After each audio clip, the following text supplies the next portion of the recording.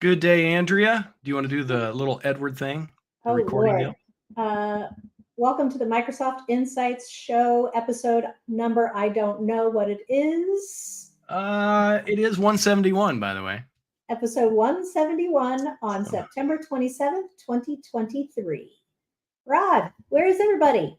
ha! It's interesting, right? So for the past few weeks, I think Brody's been absent or come in late. Edward, where is he? He's kind of late because it's just busy time. It's Yeah, busy time at it is. Microsoft right now. I have nothing to do, so I'm always here. So that's just the way things work. No, I'm just kidding. Um, but yeah, I think Edward will be on in a little while. Brody, I think maybe he'll join a little bit later just to kind of say hi or something like that. But really, it's just you and I, at least for the time being, and I think that's just great. So, Yes. Andrea, what have Yeah. you been doing this week? Anything of importance? Well, I did tell you, you're right. It's been so busy. I literally was in meetings from 8 to 5 yesterday. I was so tired of the sound of my own voice by 5 o'clock. Um, but mostly, dealing with, um, you know, Defender for Endpoint, Defender for Identity lately. Oh, And really? yeah, Mostly identity? You said endpoint and identity. Which one? well, I will say Defender for Endpoint. I've had a couple of fun, probably not fun to the people experiencing the problems, but some fun problems to track down. Um, like one, I was literally just on a call with the customer, and about 2 weeks ago, they suddenly can't compile code on their build servers anymore. Huh. And they're convinced that it's Defender for Endpoint, which I don't think it is, but we're walking through all the steps to find out what the problem is and where it is. So just fun stuff like that. It would be Um, interesting, yeah, if you finally figure out what it was, especially if it's not Defender for Endpoint.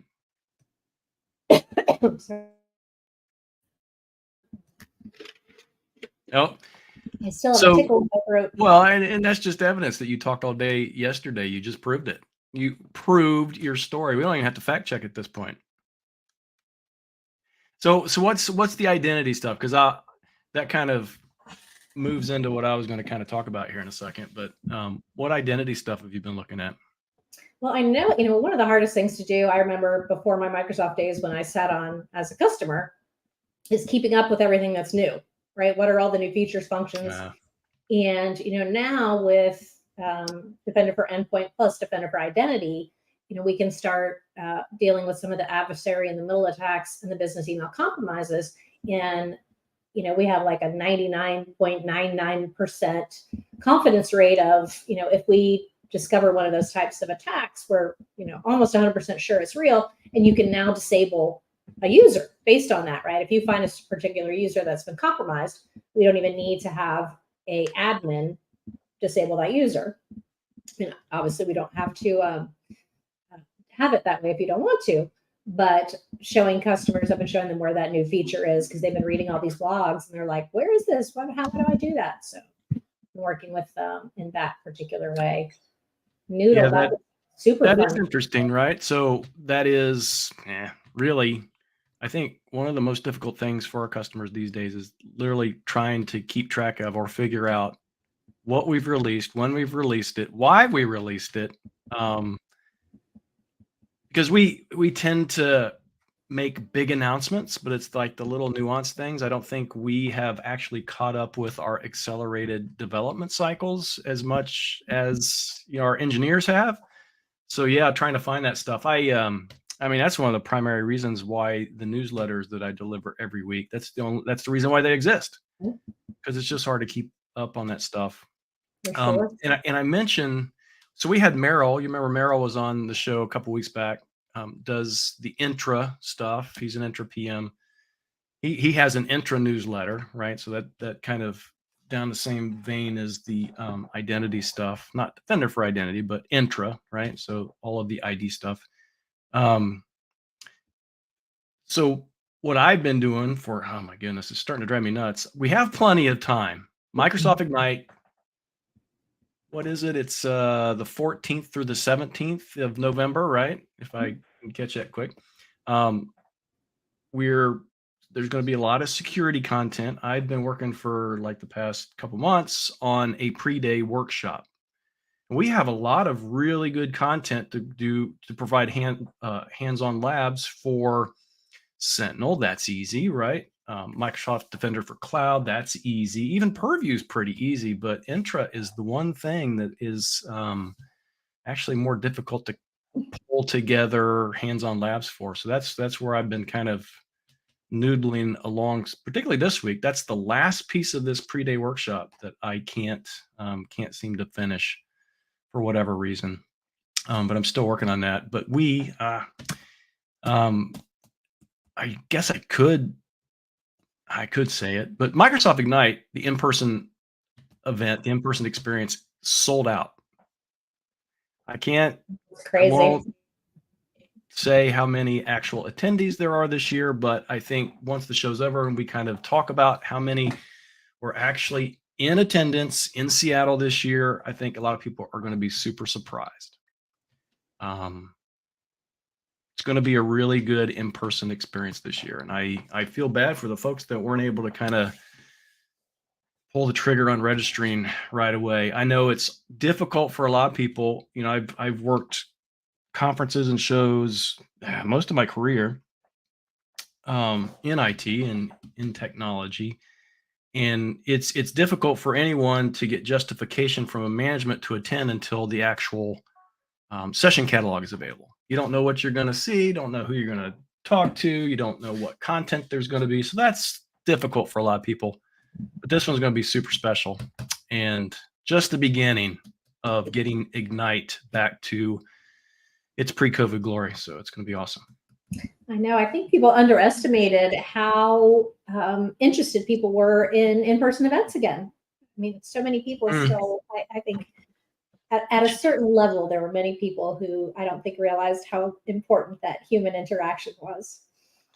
Well, there's nothing better, right? So it's really, easy to get on like a Teams call or do a webinar and talk to people, but you don't get to see that face-to-face interaction. And that's so super important to figure out if people are actually listening. And I have to be honest, over the COVID period and working remotely and things like that, and doing all these Teams meetings, these webinars and things like that, if I'm sitting there joining a meeting to listen to the content or just to be kind of a small part of it, yeah, I'm doing other things, and I don't really catch all of it. It's just an honest acclamation, but yeah, for sure. And I don't know anybody that can really, unless you go back and who's going to go back and watch the replay of those meetings. Obviously, a lot of people watch the replay of our show, but that's, of course, that's a different type of person. So anyway. Well, good. Well, what have you been doing this week, Rod? You mean other than the Ignite stuff? Yeah, I should mention, since last week we spent the entire time as a casual event and talk about TV shows, I found out today that my favorite TV show, Curse of Oak Island, comes back November 7th. So I'm really looking forward to that. Wow, right before. Never even watched it. Oh, really? It's super addictive. So don't start. How about that? Okay, fair enough. No, I just said that because I want to keep it to myself. You're the worst. Did you mentioned last week that you're going to go see a movie this past weekend? We did. My sister and I went to see The Expendables on Sunday. Each one of them, this is The Expendables 4. They get progressively worse for sure. Oh, really? But there was lots of punching, which is really what we're there for. So. Oh, yeah. Yeah. Punching's good. Yeah. There's a whole soapbox thing I can go on about that, but I won't. Maybe we'll save that for another time, because we are about 15 minutes after. I know we started late today, but we have something really super cool that I think everyone is waiting to see, or at least talk about. I've actually taken part in this a few times in helping test and things like this. One of the things I think that's really cool about what we're going to be talking about this evening or this afternoon or morning for whoever happens to be listening in, we do, among other places, we do also stream to Twitch, the live show and things like that. And if anyone is familiar with Twitch, the majority of things that get streamed on Twitch are games, right? So people are on there gaming, and people are just sitting there watching people game like it's real television or something, which is kind of interesting. Never got into it. Couldn't quite figure that out, but my kids like it. So I guess there has to be something to it. But what I'd like to do now is bring our guests on camera. And I wanted to do that because I saw Maria doing something else. I thought I would try to embarrass her. But so here we are. Here's our guest for this evening. Maria, Brian, would you like to introduce yourselves? You get to draw straws, figure out who goes first. Thank you. I like the pointing. Hey everybody, my name is Maria, and I am a part of skilling organization, a worldwide learning organization within Microsoft. So not directly connected to cybersecurity, but I think I already was in the show, Rod. I don't know which episode was that. Well, you know, people may not recognize you without the Post-its on your back wall. Yes, that's right. That's right. I had Post-it. Yes, it was a whole topic about Post-its on the wall. But back then I was presenting on Cloud Games, and we were talking about Who Hacked. But today we're bringing you the newest game, which we worked with Minecraft Education, and we are very excited about it.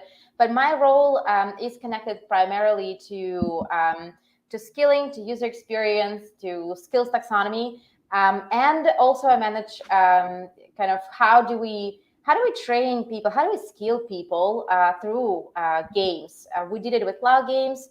And now we're doing it with this newest game that we're really, really excited to show you. Yeah, I should have brought the Who Hacked board game and held it up to the camera tonight. A lot of people remember that, I think, because we did give that away on the show, sent that to a bunch of folks. And of course, we did that at Microsoft Blue Hat this past year, gave a bunch of those games away and everything. You remember that fiasco, right, Maria? We had like hundreds of them on the dock, and we couldn't get rid of all of them. So. I know. We were kind of. It's always fun. You have something kind of like tangible that everybody likes, but then you have to ship this tangible thing, and you have to find the participants to ship it to, etc., and all the wonderful things about privacy that you cannot ask for addresses, and so all this fun stuff. Yeah, all the good stuff. Yeah. So Maria, you and I are old friends. We are. Brian and I just got introduced just before the show started. I've never met Brian before. Seems like at least in the green room, seemed like a nice fella. Would you like to introduce yourself, Brian? I hide out. I don't come to the office anymore, so just became this troll that just hides in his office all day. But, hey everyone, so my name's Brian, and I am Maria's counterpart. So basically, we make these games and everything, but we're also trying to like teach stuff, learn stuff, and my job is to, while fun is important, and it's our primary goal, make sure you kind of take away something. So that's kind of my role, is to oversee the technical content that goes into the game, and make sure the game hits the learning objectives, and you take away something besides having a good time. Well, good time is important. I think absolutely. I think particularly what we try to do here on this show is to make security more approachable, a little bit more fun, because it can be dry and unfun. I guess unfun's a word, maybe, but it can be not the most stellar, exciting thing in the world. It's critically important, but I think it's super awesome when we can do things again to kind of make it more approachable. And what you all have, I think, is super awesome. So what is it that you are here to talk about? We are here to talk about cybersecurity pathway powered by Minecraft Education. And specifically, we'll talk about a particular game that is suitable for really anybody, but we're targeting grown-ups, anybody who knows nothing about security and wants to learn about security, to sort of people who have been in security for a long time and they want to have fun, and they want to play a game, and they want to laugh at what they do every day on a daily basis. But I just thought that I would give you a little bit of backstory. You started, Rod, saying that sometimes security is very important for everybody. Like I'm a business manager, right? So how am I connected to security? And that's what we always ask ourselves when we do the mandatory trainings on security in Microsoft. Like, do I really need that? We do, and I think Microsoft does a pretty spectacular job of creating these trainings that are security based and video based, and they're awesome. But what we started talking about with folks on Minecraft team is how do we create something that is based on cybersecurity, but it's really fun and based on the game. Ooh, hello. Brody's here, by the way. That was. There's nothing weird going on at Maria's house. Brody's here. Yeah. Pardon me, Maria. We started. Yeah, we started talking to them about how do we make it fun? How do we bring really cybersecurity not only to the adults' life, but also to the kids' life.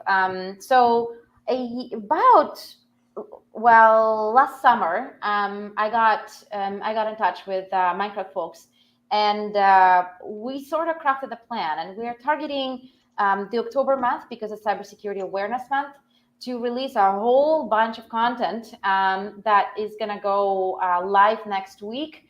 And we're about to talk about all of this content that's being released. So it's a little bit of a preview still, because it's we're not live yet, but that's what we're going to be showing you. And hopefully you'll see the game today, and the trailer, and all this fun stuff. Brian, what do you think? And this was sorry, I interject. And this was funny because you talked about doing that last summer. I think I remember you texting me a picture of you going in the Minecraft offices. And I'm like, what? And then I swear, I think it was during one of our shows that you texted that to me, because we did in March last year. We did the Women in Cybersecurity Month. Right, we had a bunch of folks. I think you actually texted that to me during the show, and I think I said something about it. So it's all recorded. It's all part of history. All part of history now. Yeah. No, Minecraft Office is pretty epic. They have a sweet deal with the Office for sure.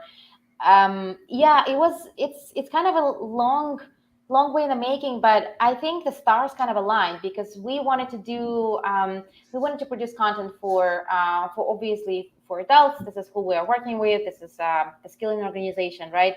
But Minecraft got a grant from one of the universities in Florida, and they created a whole cybersecurity pathway from kindergarten, basically, all the way through professional learning, which is awesome. And especially for folks who are listening to us and who have kids, that's a great opportunity to connect with the young fellas and play together. All the content that is going to be released next week. Well, and I think here's an important thing, just to kind of highlight, which I think is important. We have this, and we're always kind of talking about this skills gap when it comes to security. And, there's this huge skills gap, whether it's diversity or types of people, or just literally nobody in that role to do it, right? The security job, starting at an early age like this, or at least giving early ages the tools to do that. I think it's pretty awesome. Yeah, agreed. Absolutely. So I'll hand it over to you, Brian. I keep jumping in. I apologize. Maybe it's because my window right now is right in the middle of you two. I'm like trying to keep you guys apart. Should we move you down, Rod? Or you? Yeah, maybe. Marie, did you have anything else to add? Do you want to introduce the game, or did you want to? Yeah, no. I will. I'll share my screen, and I'll share a couple of slides and specifically talk about why did we decide to go with Minecraft, and what we're trying to really achieve here. Let me just show you one slide here. Yeah. And Maria Right. and Brian, will you do us a favor for the people who are listening only, and just try and narrate a little bit of what you're showing? Yeah, for sure. Treat it like a Twitch channel. Hey, I'm walking down the street, and Yeah. All right, sounds good. Okay, share screen. I wonder which screen will be. All right, this one. Great. You can see how much of a gamer I am. That was just like the most horrible gaming thing. We're going down the street. Okay, go ahead. Yeah, Rod, you're the oldest streamer I know. Yeah, right? You kids put down that block. Get off my virtual lawn. Yeah. All right. Stomping on the daisies. Nice one. That one's a nice one. Yeah. So Minecraft, I think everybody at least heard about Minecraft as a game. There are multiple versions of Minecraft, and we'll talk about Minecraft education today. But if you ever played like Minecraft using console, you played either Java edition or some other edition. We'll talk a little bit about education and why we went with education. But I would just wanted to start with kind of narrating why did we even go into Minecraft land and Minecraft world. Minecraft as a game is as a 3D immersive world. So you really, as a learner, as a player, you are in that world, and if you are there, everything becomes really tangible. And we know that maybe not necessarily our generation, but the younger generation lives in gaming. They live in the world, they play in the world, and they live in that same world. So that's why it's really kind of important to talk about bridging those gaps that Rod, you were talking about. And really what we're targeting is how do we make cybersecurity, how do we make coding really appealing for the students? For the teachers, how do the teachers teach this thing? How do business managers who are or like young adults who just starting their careers, how do we get them into cybersecurity? How do we get them interested? How do we get them motivated? How do we keep them going? And the whole thing about equity, it's all about, well, cybersecurity is not for me. I don't know if it's really sort of my thing to do. What we learned, I think Minecraft folks were doing this research. We interviewed a lot of people in Microsoft who actually ended up in cybersecurity, and the question was, well, how did you get started? What got you there? What got you into cybersecurity? And a lot of people said, oh, I just played this one game, or I just had this one experience with the educator. It was always kind of something that they would remember, and it's a positive, usually gaming experience that folks talk about. So it's a really cool moment for us to really kind of introduce people into this world and say, hey, this is fun, this is cool, this is what you want to be doing. And I just wanted to introduce this little guy in the middle of the slide. His character looks like a it's gray like Rod. Yeah. So it's an agent. It lives in Minecraft education and usually introduces coding, but it's like a pretty important guy for Minecraft education. But just some numbers for Minecraft education. Minecraft education is a version of Minecraft game, specifically used for classrooms, specifically used for education, not only for young adults or younger folks, but also Minecraft is venturing out into enterprise skilling. So people train on all kinds of stuff with Minecraft. They train on leadership. They do recruitment. We actually in Microsoft we do recruitment through Minecraft, and it's astonishing to see the numbers of like 100 million downloads of education content and on Minecraft Marketplace.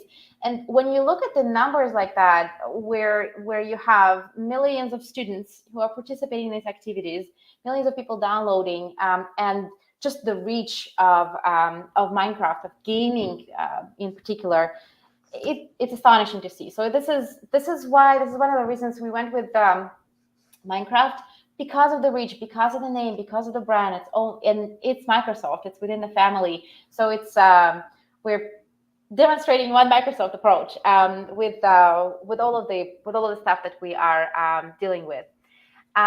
What I also wanted to kind of walk you through is, all right. So this is the whole pathway. I'm just going to quickly show you that we do start early, from 7 years old, and the curriculum starts, and we end up in Cybersecurity Defender and in the game that we're going to be demoing today.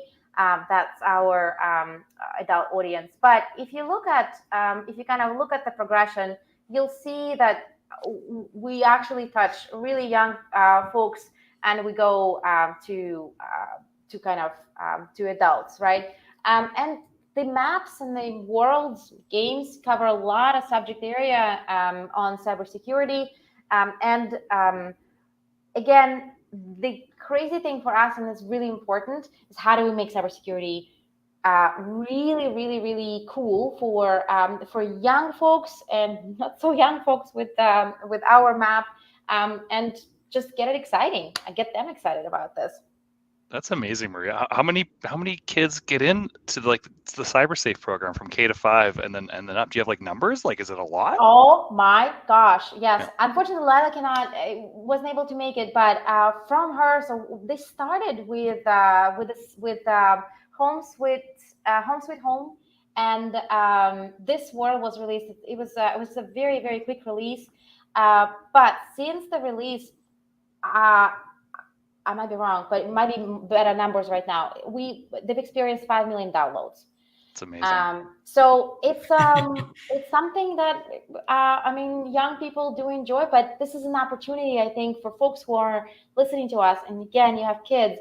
It's a great opportunity to connect, because everything is in terms that young people would understand and would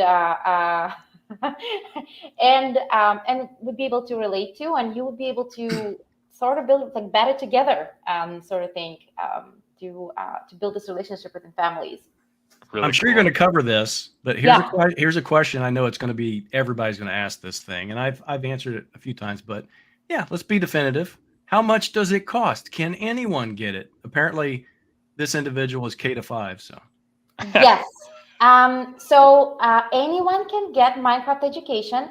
If you want to have a license, then it will cost a specific amount. But if you want to try one game on Minecraft education, you can download the client, you can download the application, and you can get a trial account. Trial account will allow you, as far as I remember, 20 uses, and it's for free. So you can use it for free this many times, and we'll provide documentation as well. So anybody can do it, and it's free.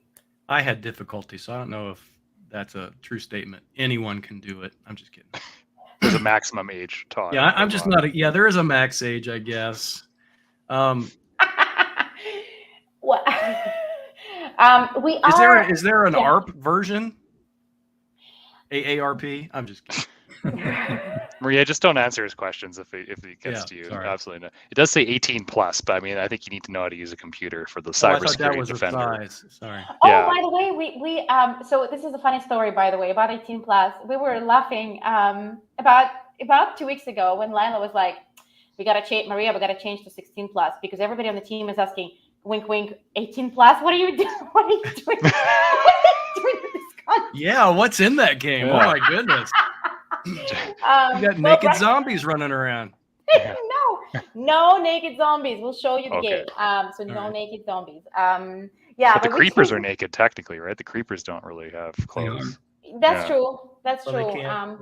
They don't have they haven't developed the skills to make clothes in Minecraft. Yeah, But it's all that's pixelated out, so that's right, Brian. Well, Yeah, it leaves a lot to the imagination. Yeah, Yeah, that's thankful right. for that.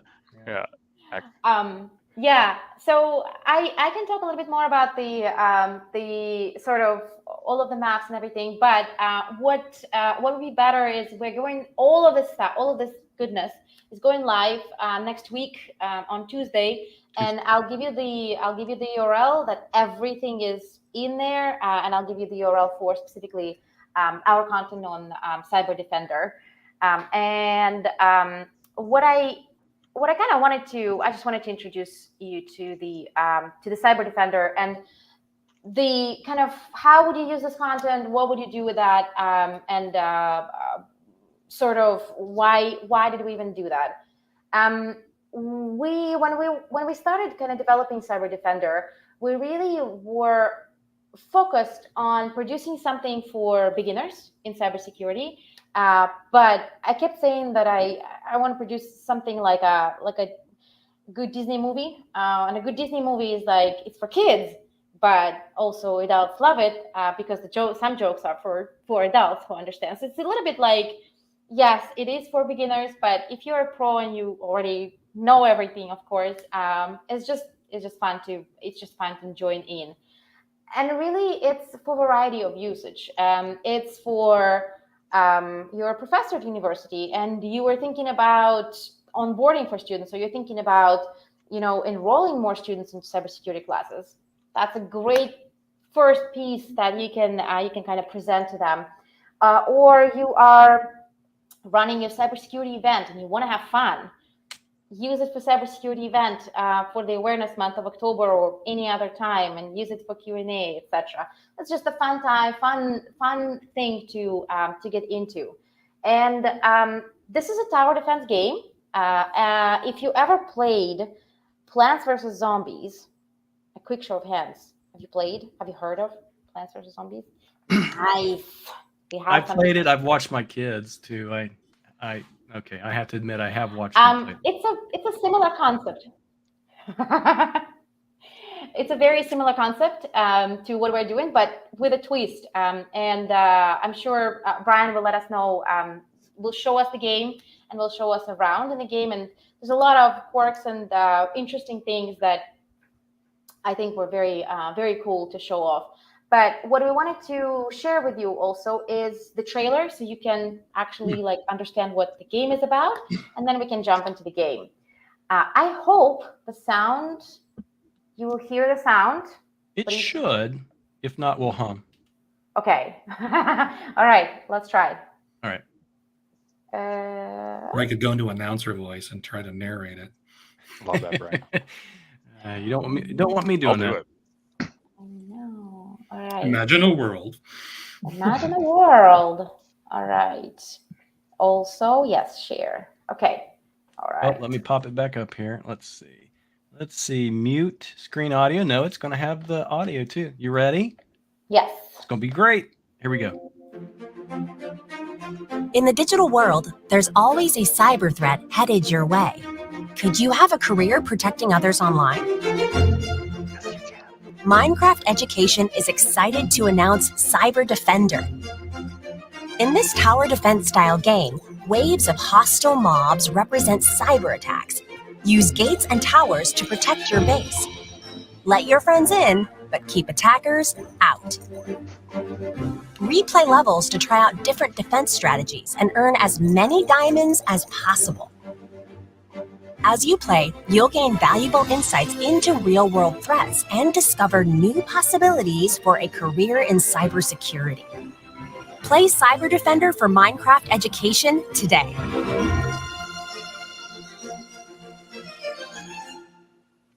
That is That's awesome. amazing.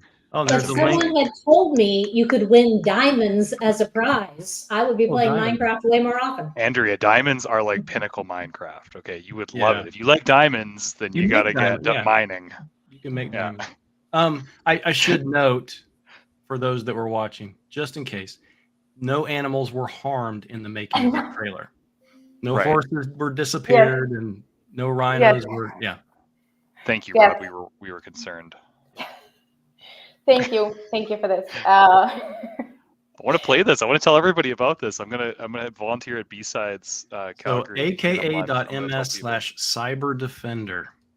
Yes. So this page not live yet. It's gonna go live next week, but that's why we're in a preview. Secret link. Okay. I better I'll register write the it link. down. I want to register right now. Yeah. But I think Brian will be ready to jump into the game, and hopefully Minecraft will cooperate. It's always a little bit of a challenge to have multiple things working, but hopefully it will cooperate. But before we jump into the game, any Olaf, thank you so much for the question. Yes, we will be available in, if I'm not mistaken, 29 languages. So Wow. Minecraft automatically does that.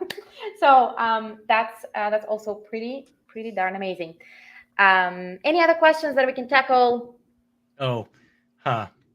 More of a That's comment. Paul's well, basically saying like it'd be cool if we could like if we're teaching concepts, that's great. Yeah. And then at one point, because obviously we want these folks to work at Microsoft, right? Because that's the best. They could What? actually have some sort of tie-in to like how we as professionals use those tools in day to day. That's That's cool. something we So- talked about. It's an interesting.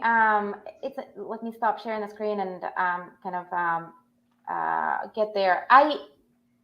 What I didn't mention is when we started talking to Minecraft, my whole kind of aspiration is we want to prove that this is that's a good resource, this is a good training resource, or this is a good validation resource, acquiring skills resource for adults. That we're trying to prove that hey, people want to learn this way, and when and if, I hope when, we prove with numbers that hey, there's enough interest. We would love to go back to the leadership team and say, look, we can do more. So all of the ideas that you are sharing with us, they're very, very useful and cool to have for us. But for us, we consider this as honestly like the first step, as a proof of concept that hey, yes, this is something interesting, and yes, we should invest in this. So keep the ideas coming. We're always listening to that. Thank you, Maria. And yeah, before we were dropping the link, that's not quite a link yet. Nobody go there. Like I said, next in October, there's a local cybersecurity conference here, and I'd love to be able to like go and give people the opportunity to like go and check this out and present on it. We always have a 100%. Microsoft booth there, so I'll coordinate with you, and if there's a way we can help one another, then that'd be cool. Yeah, 100%. We have plethora of materials. We have social videos and all these wonderful things. I'm sure Brian will show you. You'll get a little, if you participate, you'll get a little certificate that you can post on LinkedIn or any media of your choice. So that's all in the making. Let's show off this thing. Nice. I'm actually really looking forward to this, to show people that this is not just a trailer. This is something that absolutely exists, right? Not like some of our products, but this one, no. Whoa, Rob, we would Sorry, never put out a trailer for a product that wasn't designed yet. Come on. There you go. Yeah. Well, actually, the trailer was designed. When did we finish this? May, right? Oh, Yeah. June. A while ago, and then we had to make the game to make sure the trailer wasn't on. So there was that extra step nobody thought about. Yeah, Brian will be playing the 18 plus Yes, edition. I'm playing the mature audiences version. And there's a warning. Yeah, right, so for all of you. caution. The parental warning. Kids, you need to leave the room right now. Yeah. All right, I'll go ahead and Fingers crossed. jump in. Let's kick this guy. All right. All right. While we're sharing, while we're waiting, I don't know. I don't know if I can wait. I'm super excited. You're gonna go download it right now. Rod, you should play Minecraft. It's up your alley. It's pretty easy. So Like, I've played Minecraft before. My wife What are you is a big saying? gamer. She plays a bunch. Let's see. I'm just saying, I don't want to scare Rob away. Like Here could we have go. Grandpa, It you is. need It's loading. It's We're at yeah. 64% for those that are just listening in and not watching. I promise, if you're just listening in, you need to go to the podcast page and watch the replay. Yes, this will be tough to describe everything that's going on the screen. Well, don't worry, we'll I'm figure it playing out. the game. Brian is logged in and showing us his save games, This is my of which he makes a lot in case he fails something and needs to go back. Oh, look at that. You have I like to something pick the that's version that I better. can win. So Yeah. Or pick the one that I played so that you can show how to lose. How about that? yeah. So just if you've never played Minecraft before, basically you would install the game, and then there's you could create your own worlds and just start playing the game. But you can also download worlds too. So this is a download, and it's a free download that you would get from the Minecraft Education Marketplace, or there's a link you could go directly to it. There's several different ways, but ultimately it ends up in what's called a library if you've never played Minecraft before. So you would normally only see one of them. I have several because I'm me. But here, something you would see would probably look more like this. And so we'd go ahead and we'd launch that world, and give it a second here on my poor little not designed for a game laptop. So that's a good question. What devices does it work on? All Minecraft enabled or Yeah, I mean, Device Minecraft's a control. pretty low resource game, so it will play fine. It takes longer to load just because A, I have Yeah. 27 things running, and B, it's just, like I say, it's not designed. It's a business laptop, not a gaming laptop, but it does play on a wide variety. I mean, of different. It's not a really heavy resource compared to all the other games that are out there, like Flight Simulator or Call of Duty or something. You don't need that big of a gaming system, but just something with decent graphics. Well, While we're Edward's here, by the way. Just to let you know. Hey, Edward. We're about to play Minecraft. Edward, you ever played Minecraft? I know. Not in a long time. Oh man, I'm with a bunch of boomers. Okay, you three, we're gonna get you on Minecraft. We're gonna have an MSI. We're gonna have an MSI Minecraft.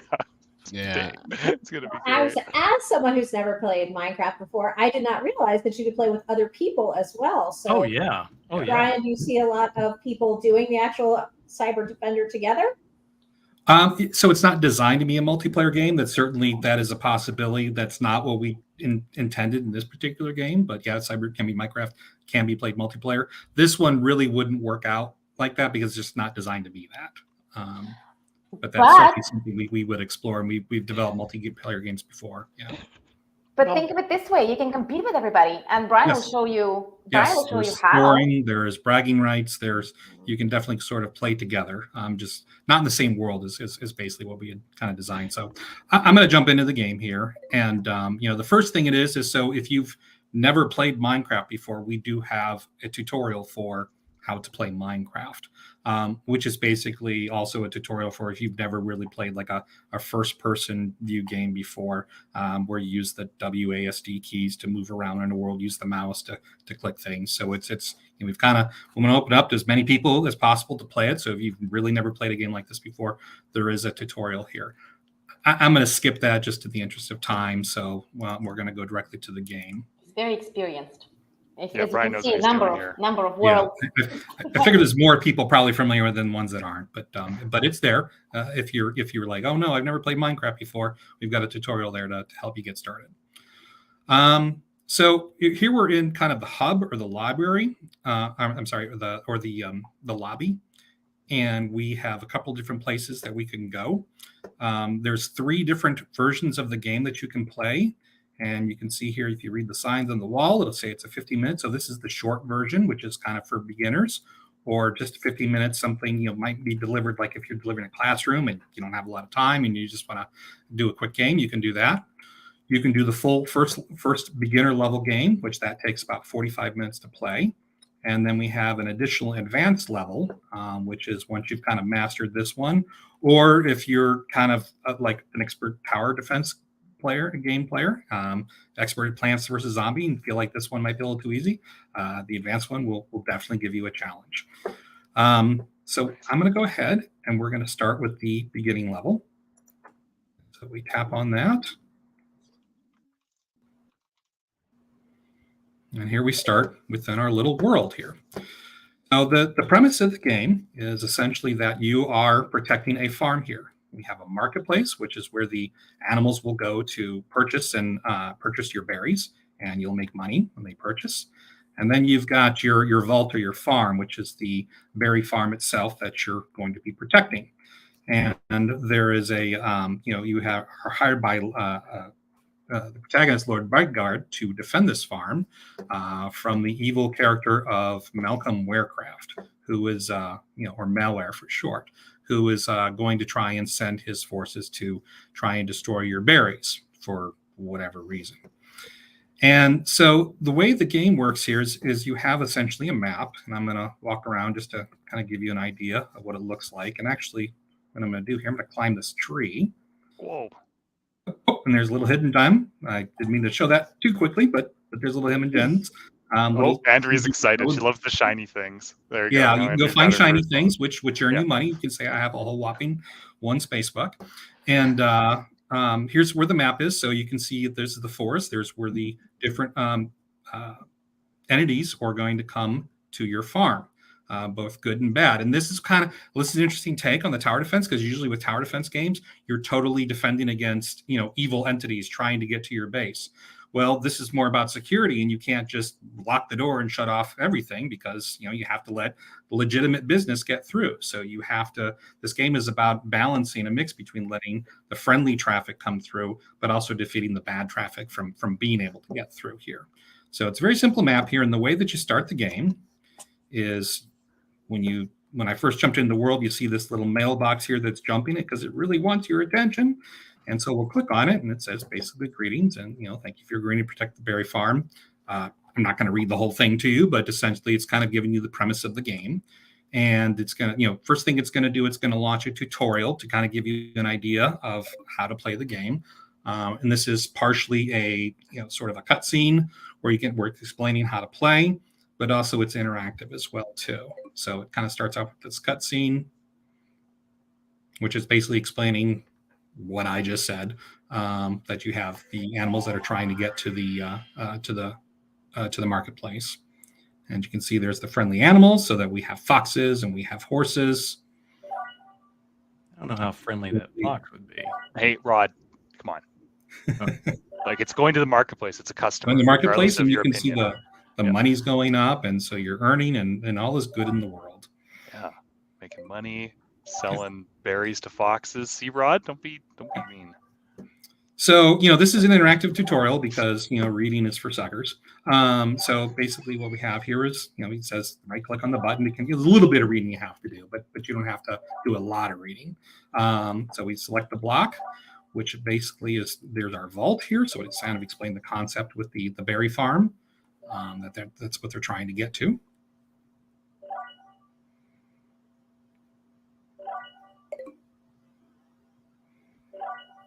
Uh-oh. This is explaining the evil Malcolm Weircraft. It's going to start sending evil zoglins from the woods. So, and it's explaining that basically what you need to do is defend your farm against these. So what's telling me here to do is that I need to place a skeleton tower on the gold block. So if you look down at the bottom on my toolbar, you'll have a little where you can choose your basically different defenses. So you start off with just one at the start of the game. So I'm going to go ahead and place a skeleton there. Nice. And I'll place another one here. And now it's showing that here's those evil zoglins. Nice. That's what I'm talking about. Action. And the skeleton towers are going through. 2 antiviruses better than 1. Exactly. No. That's exactly how it works. That's Defender for Defender. Hey, Rod. And as you can see, so it's got one got most of them, through, but it's actually gotten some go through. So it's basically, and it's, you hear a little alert. So if I cross this red line here, now I have my trusty little sword. As you can see here, if I don't do anything, he's going to start just eating these berries one by one. So you go up to him and you give him a little whack. Yeah. Eventually you get him. Is this you threat hunting? So this is kind of the once stuff has gotten in. This is sort of representing what happens when something goes in, and the sort of the do the manual effort. So this is something you want to avoid, because and this is one of the concepts this is trying to teach you is the object is not to defeat the stuff once it's in your base. The object is to keep the stuff from getting your base in the first place. Because Absolutely. when you have an attack that gets through, the boss is not going to pat you on the back because you eventually defeated the attack. They're going to be the first question is going to be like, what happened? What went wrong? Right. So and then your evenings and weekends are compromised. Never mind your organization. Yes. Yeah. Well, sometimes you have to let a few through so your boss knows you actually do work. One could make an argument for that. I think somebody mentioned earlier that security is definitely a thankless job. Yeah.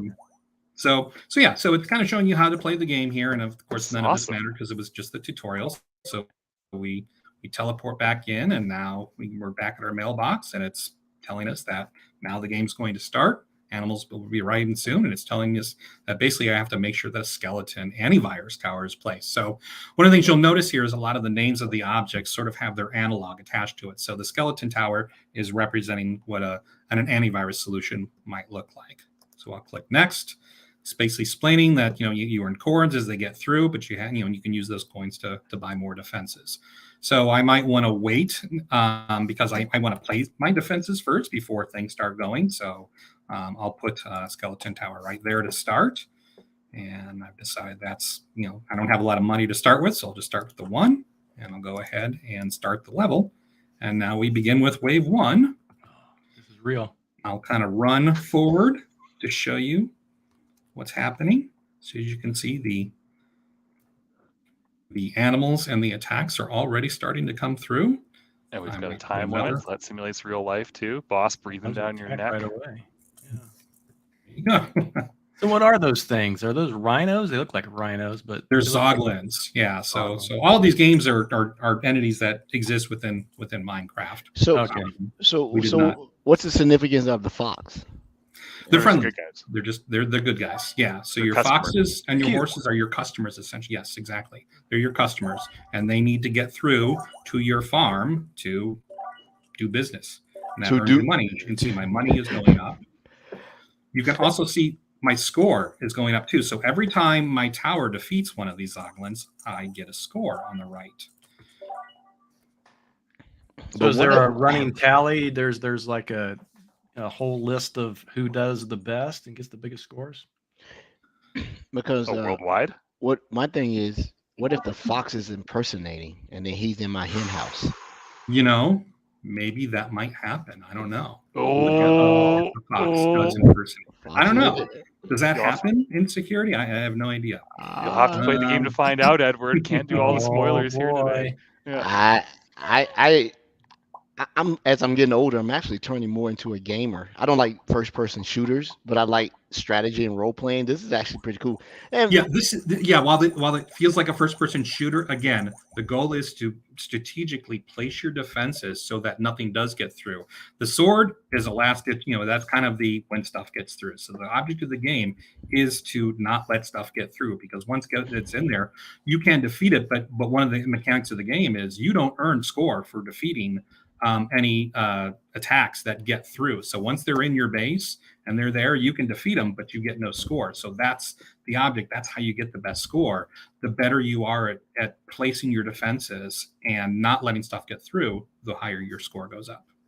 So here's my lingering question. Sure. Oh. I'm not above cheating. Is there God mode? Yeah, I'm sure. Yeah, you can. All right. There's I'll various tell you different about that. ways. Yeah, it's. I mean, this that we did. Yeah, you can Well, certainly Rod. switch to creative mode. Yeah. I Come on, Rod. I would say that I love strategy in video games. You should make something like you get a secret power up and you get to talk to the Oracle, who is Andrea.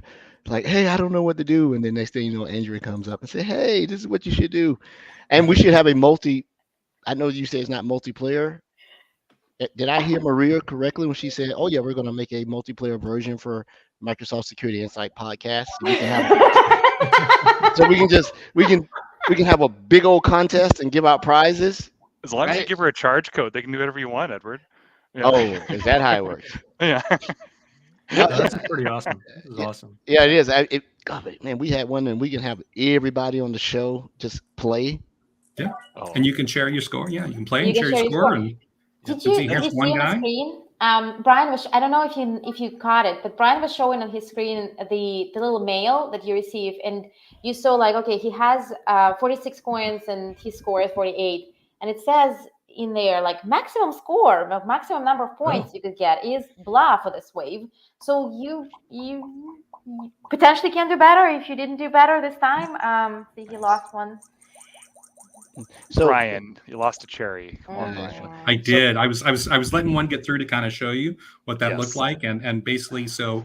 But the time also ran out at the same time. But if I defeated him, I would not have earned score. So right now, ultimately, I have not been. I'm now down, and I now no longer have a perfect score for that particular wave. Yeah, if we had multiple player version, I'd definitely have Brian on my team. So Brian, I hope did the inspiration come from you? This looks like a game that used to be on mobile called Tower Defense or Dungeon Defense when they were just coming waves. There's hundreds of tower defense games out there. Yeah, that's what it looks so, like. yeah, I love this is- those. Yeah. Me too. Me Yeah, too. this is not a It's pretty genre we intuitive. invented, but we do kind of take pride because, like as I said before, all the tower defense games are about letting nothing get through, and this kind of spin on it is allowing certain things to get through, and you can overdo it too. You can, if you do really good, you can accumulate a lot of money, and you can put up a ton of defenses, and the exact same thing that happens in the real world will happen in the game, is productivity start to slow down because you've overdone it. So you can actually put up too much defenses, and you'll start to see that happen within the game if you do that, as you get towards the late game. So again, it's more about that balance. It'd be kind of cool if you put, just like a normal business, if you put up too many defenses, your budget dwindles down to literally nothing. Yep, and that happens in there as well too. Yeah, you can overspend. If you keep buying everything, and then a new attack comes, and you have no money for the defense that new attack. In fact, this is the next point where now we're introducing, because right now we just have the skeleton tower, but now we're going to introduce a new concept called the basic firewall gate. And for every time we introduce something, we do have a tutorial. I'm going to kind of skip it in the interest of time because I'm here I can just explain it to you. But as you can see here, the maximum points for this wave is 44 that Maria mentioned earlier. So I'm going to go ahead and click wait. And now you can see I have a second option in my toolbar, which is a firewall. So where would a firewall maybe go? Would it go at the very last edge? Oh, this is an Edward question for sure. Or would Edward's it maybe our firewall go, expert? Yeah, maybe it might go on the perimeter. So I'm going to put the firewall there, and I'll run back to the base. Oh, and by the way, if you get tired of like running around, these little purple guys here are teleporters. So you can do that. So you can kind of quickly move around your base. And we'll go ahead and start them off. And now, this next wave, some Zoglins might be wearing a disguise. There you go. All right. So we run back over here, and I always forget to use the teleporters. We teleport over here. We see what's coming down the line. Your boss wants you to run around the office dealing with. Here we have a Zoglin. Look at that. It looks kind of like a fox, but the firewall was able to detect that and revealed that he is in fact a Zoglin. Deep packet inspection, Edward. Look at that. Yeah. So here's a couple other ones. They're foxes but they're wearing Zoglin masks. And that one got right away. So sometimes the firewall can get it right away. It says, I'm going to block that traffic. Sometimes it might just reveal that. And obviously, we've taken some liberties here. This is a game. So, of course, obviously, the firewall doesn't necessarily behave exactly like what's happening here. And we kind of mentioned this at the start of the game, is that, we've taken some liberties here to make it gameplay, to make it interesting, to make it fun. So, do not walk away and thinking that, the intention is not for a player to walk away thinking that firewalls block Zoglins 10% of the time and scan 90% of the time, or whatever the result is. That's real world. Exactly. Yeah. And sometimes they get through. Like I've got a couple of Zoglins here, and they actually did just get through. And so I need to run there because I was chatting instead of paying attention to what was going on. And now I have Zoglins in the base. Oh no. I'm gonna ask a novice Minecraft non-active person. Does this run natively on Xbox? No, but we're trying to make it happen. We can't make any promises, but we would love to get it on Xbox. So far it's on and this is actually I want to show the certificate, but this is the certificate that you get of participation. I can get back to that, yeah. But not yet on Xbox. Let's put it this way.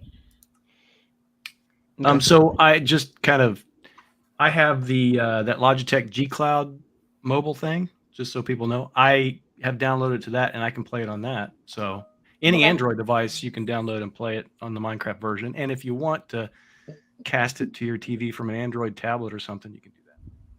Very cool. I'll give it some cycles. I'm playing more games because real television, real life is depressing. And I'd rather do that. So make your own story. Yeah. Make your own story. No. This is pretty cool right here. I'm gonna go back and actually watch my own show since I was late. There you go.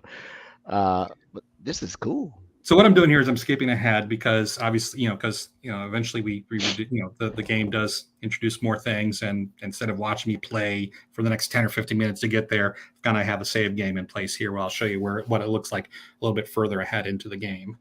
But for some reason when I share my screen, actually at an hour. Takes a second, yeah. What was that? Sorry. I said we're hitting an hour, so which is our Oh. usual time to wrap up. But Oh, okay. happy to Sorry. keep going. No. It's been honestly super fun, and I'm happy to keep going. I just want to do a time check, make sure everybody doesn't have anywhere they need to be.